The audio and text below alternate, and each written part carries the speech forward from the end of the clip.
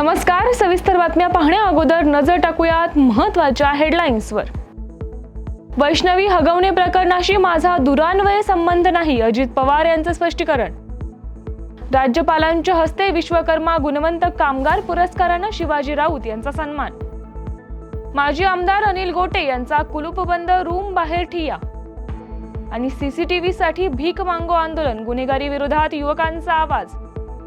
नमस्कार, मी प्रज्ञा आणि आपण पाहताय न्यूज अनकट. महत्त्वाच्या हेडलाईन्स नंतर आता पाहूयात बातम्या विस्ताराने. वैष्णवी हगवणे मर्डर प्रकरणी अजित पवार यांनी माझा दुरान्वय संबंध नसल्याचं सांगितलंय.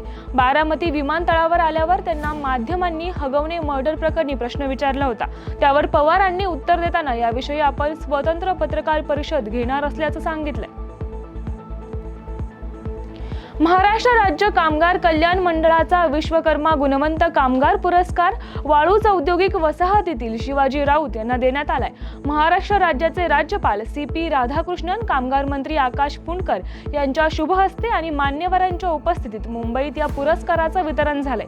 छत्रपती संभाजीनगर येथील वाळूज MIDC मधील मेटल मॅन ऑटो कंपनीत काम करत असताना पर्यावरण, सामाजिक आणि शैक्षणिक अशा विविध क्षेत्रात उल्लेखनीय कामगिरी केल्याबद्दल शिवाजी राऊत यांना सन्मानित करण्यात आले. धुळे आणि नंदुरबार जिल्ह्यामध्ये करण्यात आलेल्या विकास कामांची पाहणी करण्यासाठी जवळपास 22 आमदारांचं शिष्टमंडळ धुळ्यात दाखल झालं होतं. शिष्टमंडळ या ठिकाणी पोहोचल्यानंतर विकास कामांमध्ये त्रुटी आढळून आल्यानं शासकीय कार्यालयांमधून या ठिकाणी कोट्यावधी रुपये पोहोच करण्यात आले असल्याचा गंभीर आरोप माजी आमदार अनिल गोटे यांच्याकडून करण्यात आलाय. या संदर्भात आपण जिल्हाधिकारी, पोलीस अधीक्षक यांसह इतर अधिकाऱ्यांना संपर्क केला, मात्र एकही अधिकारी या ठिकाणी फिरकला नसल्याचं देखील अनिल गोटे यांनी यावेळी माध्यमांसोबत बोलताना सांगितले. त्यामुळे अनिल गोटे यांनी कुलूपबंद रूम बाहेर ठिय्या आंदोलन मांडले. या ठिकाणी आज सकाळी 8 वाजेपासून संध्याकाळी 5 वाजेपर्यंत पैसे गोळा करण्याचं काम सुरू आहे. धुळे जिल्ह्यातल्या सगळ्या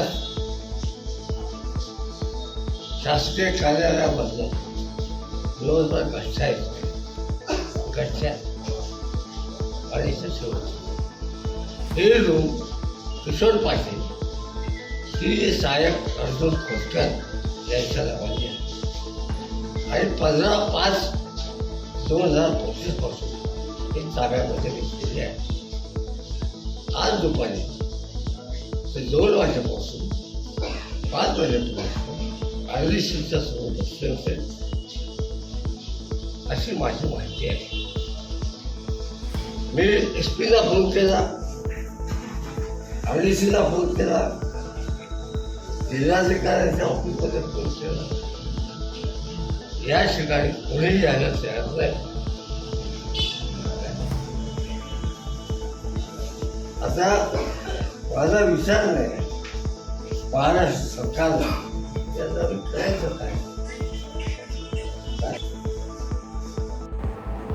पुण्याच्या पर्वती मतदारसंघातील अप्पर इंदिरानगर भागात वाढत्या गुन्हेगारी विरोधात CCTV कॅमेरे बसवण्यासाठी पर्वती विधानसभा अर्बन सेलचे अध्यक्ष अमोल रामनाथ परदेशी यांनी एक अनोखा मार्ग अवलंबलाय. मंत्री माधुरी मिसाळ यांच्या कार्यालयाबाहेर भीक मागून निधी संकलनाचा उपक्रम राबवण्यात आला. मात्र या दरम्यान पोलिसांनी त्यांच्या आंदोलनाला अडथळा आणल्याचा आरोप त्यांनी केलाय. अप्पर इंदिरानगर भागात कोयता गँगनं हैदोस घातला असून गोळीबाराच्या घटना देखील घडल्या आहेत. त्यामुळे CCTV बसवण्याची मागणी केली जात आहे. आज आपण पुण्यातील अमोल परदेशी या युवकासोबत आहोत. या युवकाने एक अनोखे आंदोलन केले. चक्क त्यांनी माधुरीताई मिसाळांच्या फेब्रुवारीतील ऑफिसमध्ये जाऊन चक्क भीक मागितली. अशी वेळ त्यांना का आली, आपणच त्यांच्याकडून जाणून घेऊया की त्यांनी डायरेक्ट माधुरीताईंच्या ऑफिसमध्ये जाऊन भीक का मागितली. दादा, आपण माधुरीताईंच्या ऑफिसमध्ये गेला आणि चक्क भीक मागितली. या भीक मागण्याचं नेमकं कारण काय? नागरी सुविधा हे मुख्य कारण आहे याच्यामध्ये. मागील 4 दिवसाखाली माझ्या अप्पर इंदिरानगर भागामध्ये कोयता गँगने हैदोस घातला. म्हणजे अवघी 16-17 वर्षांची मुलं जी आहे जी 10वी पास होतात, नुकताच 10वीचा रिझल्ट लागला, त्या मुलांच्या हातात लांब लांब कोयते बघून अक्षरशः माझा जीव घाबरला. आणि तो कोयता गँग रात्री आम्ही पोलिसांनी पकडण्याच्या अगोदरच एक दिवस उजळत नाही, दुसऱ्या दिवशी रात्री एका महिलेवरती अक्षरशः रात्री 2-2:30 वाजता फायरिंग होते त्याच अप्परमध्ये. मग मला सांगा, हा प्रकरण कुठे छोटं होत नाही, संपत नाही तोपर्यंतच एका महिलेला व तिच्या भावाला घरात घुसून मारलं. कारण काय माहिती, शिल्लक गाडी लावण्यासाठी जाऊ.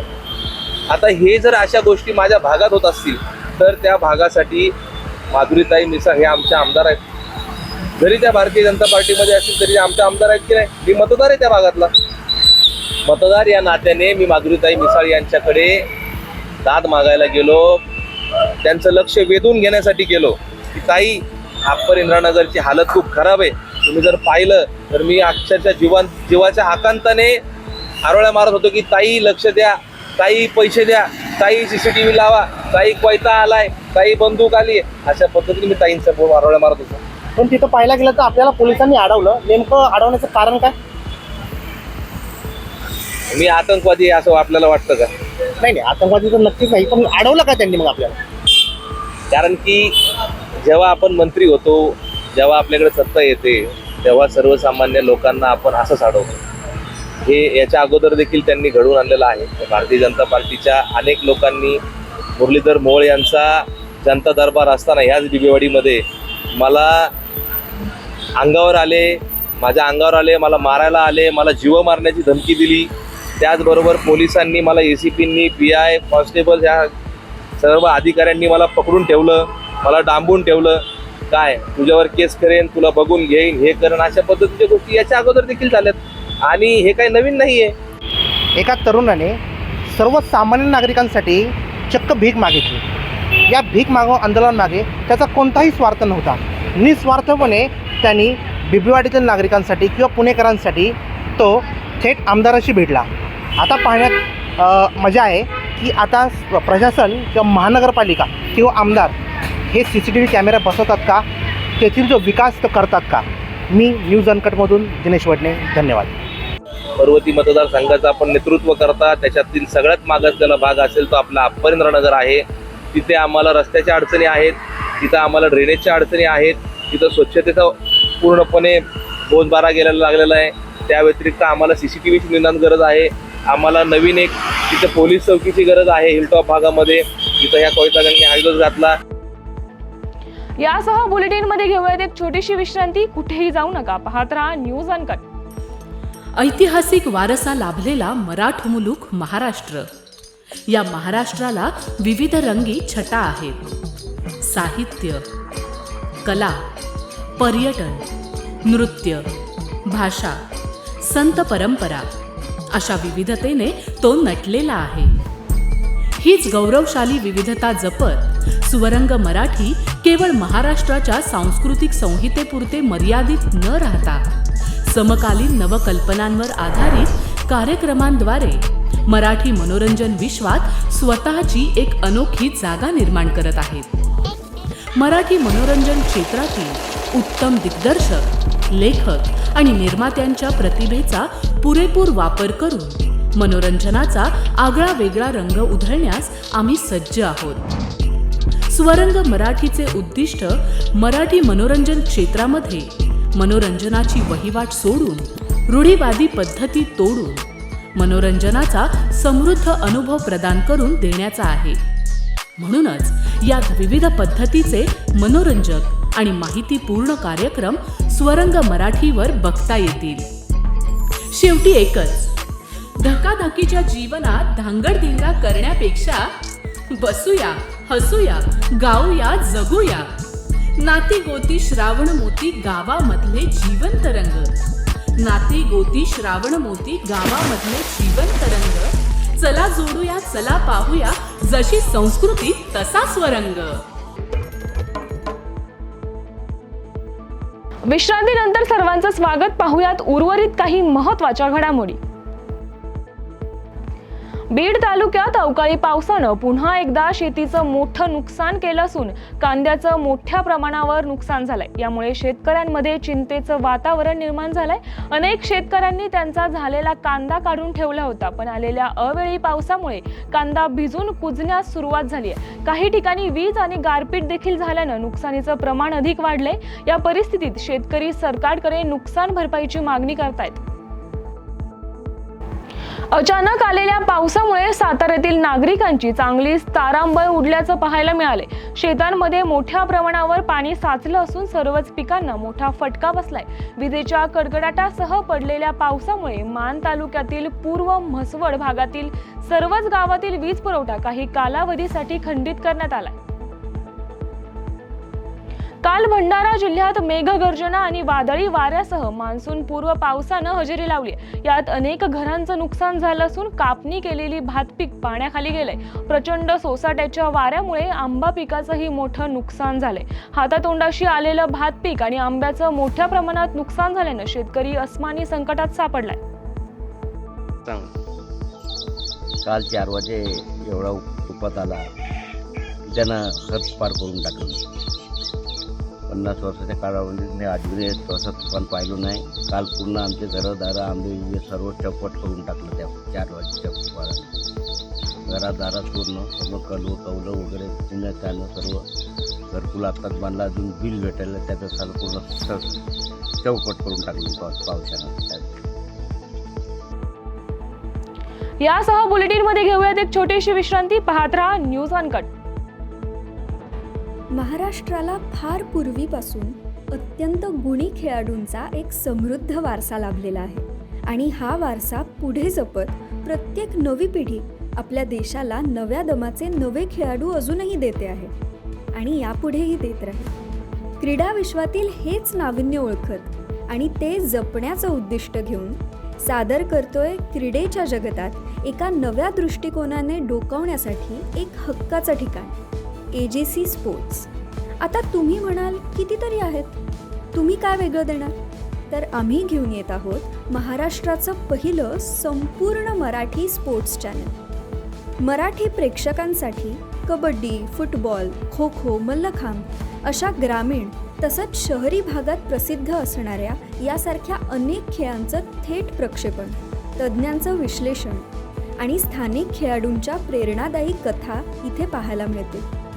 आजपर्यंत आपले खेळ जागतिक स्तरावर पोहोचले नाही, पण आता मात्र ते बदलणार. आम्ही स्थानिक खेळाडूंना मोठ्या संधी देण्याचा संकल्प केला आहे. मराठीमध्ये जगभरातील स्पोर्ट्सचे सर्वोत्कृष्ट कव्हरेज मिळवण्यासाठी AGC स्पोर्ट्सला आजच जॉईन करा. तुम्ही आयोजित करत असलेल्या छोट्या छोट्या स्थानिक, जिल्हास्तरीय किंवा राज्यस्तरीय स्पर्धांना एक ग्रँड लुक देण्याकडे आमचं लक्ष असेल. रोज पहाटे उठून आपल्या खेळाची प्रॅक्टिस करणारे, ऑलिम्पिकसारख्या स्पर्धांमध्ये पदकं मिळवण्याची स्वप्न पाहणारे आणि त्यासाठी भरपूर कष्ट घेणारे असे विविध भागांमधले गुणी खेळाडू हे असतील आमचे हिरो. चला तर मग आपल्या खेळाला आपली ओळख देऊया.